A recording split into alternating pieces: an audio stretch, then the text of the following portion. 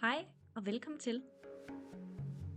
Hvis du, ligesom jeg, elsker Ghiblis magiske univers, så kender du sikkert allerede de små støvalfer fra filmen Min nabo Totoro.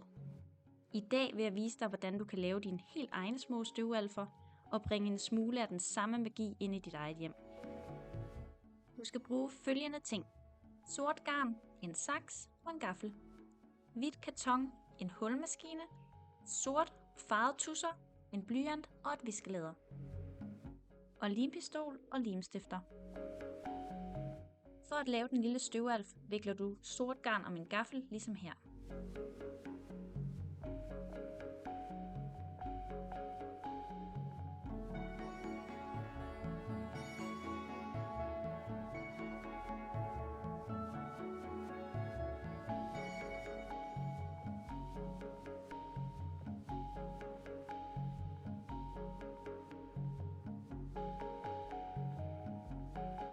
Jo mere garn du vikler om gaflen, jo større bliver din støvalf. Prøv dig frem og find den størrelse, du synes er passende.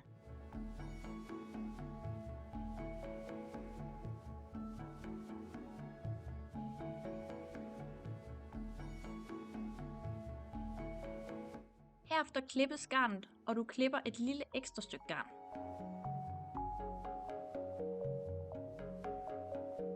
Dette stykke garn skal du bruge til at samle den lille puff med. Placer garnet i midten af gaflen og bind det rundt om 2 gange som her. Lav en dobbeltknude på hver side, så du er sikker på, at det holder.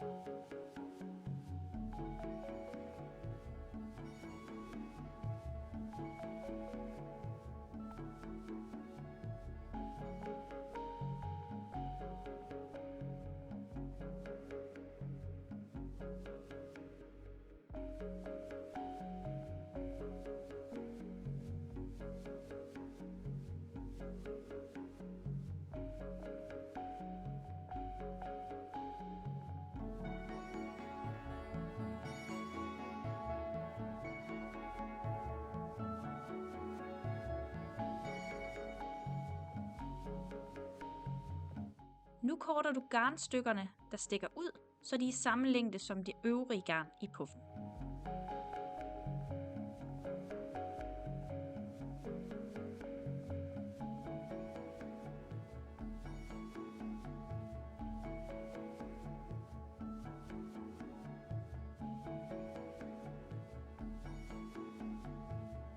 Herefter tager du forsigtigt puffen af gaflen og klipper nu begge sider op med saksen.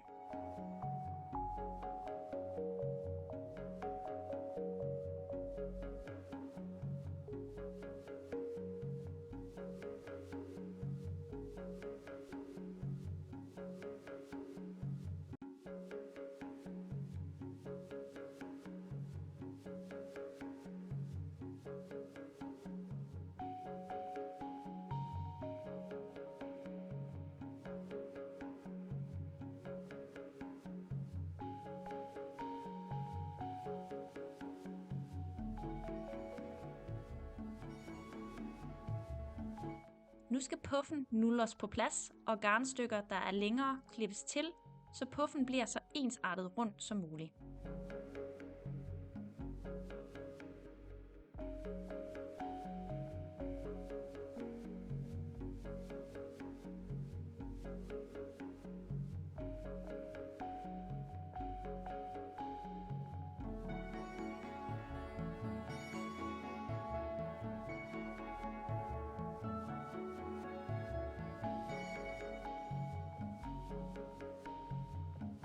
Sådan. På et stykke karton laver du nu hullerne med hulmaskinen. Dette skal blive til støvalfens øjne.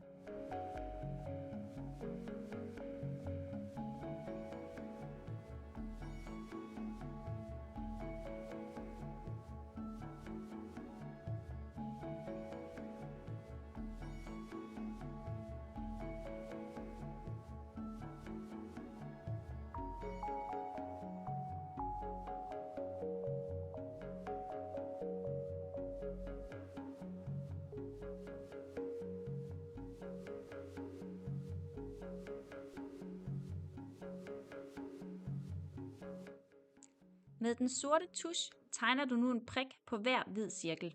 Gerne lidt ud til siden.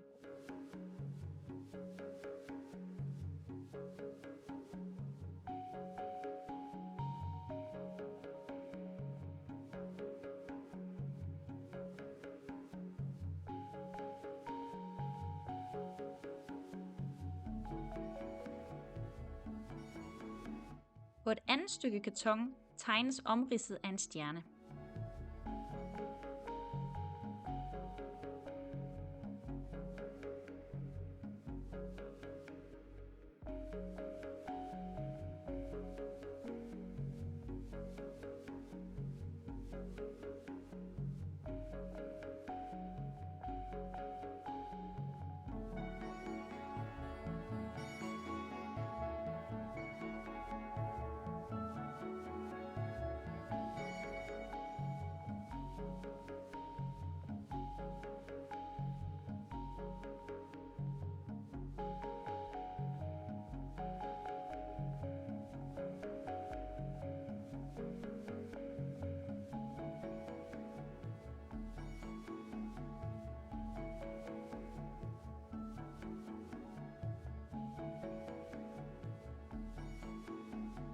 Klip herefter stjernen ud.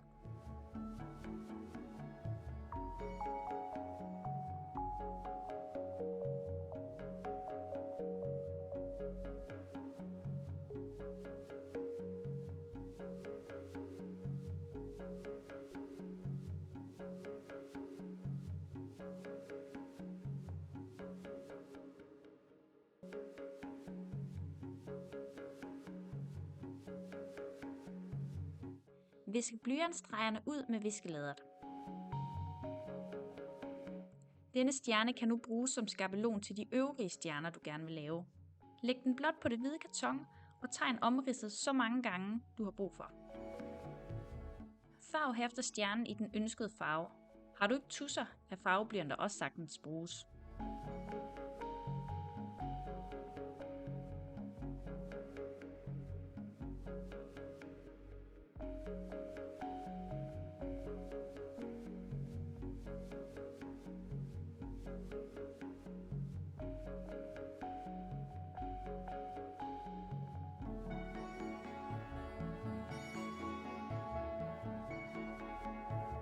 Nu skal vi have limet øjnene og stjernen på den lille puff.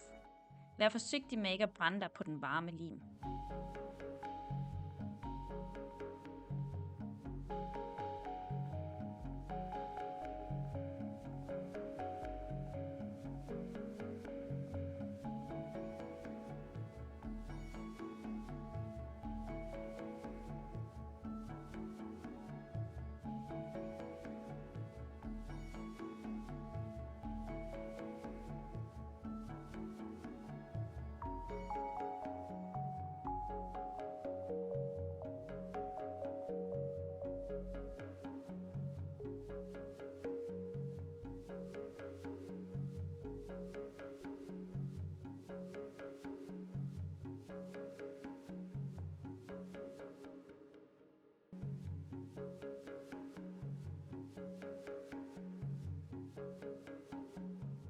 Fjern eventuelt små limrester.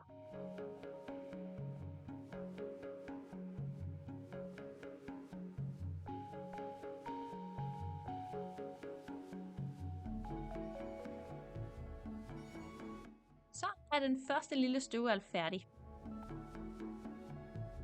Og så laver du ellers bare så mange støvalfer, du har lyst til. Jeg brugte klæbegummi til at opsætte mine støvalfer på væggen med.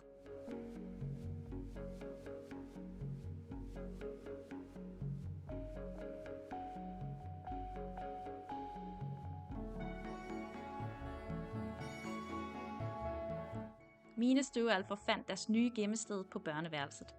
Men hvor må dine vælge at gemme sig? På en bogreol? Mellem planterne? Eller måske også i et hyggeligt hjørne? Skriv det gerne i kommentarfeltet. Jeg glæder mig til at læse, hvor magien flytter ind hjemme hos dig. Tak fordi du så med. Vi ses!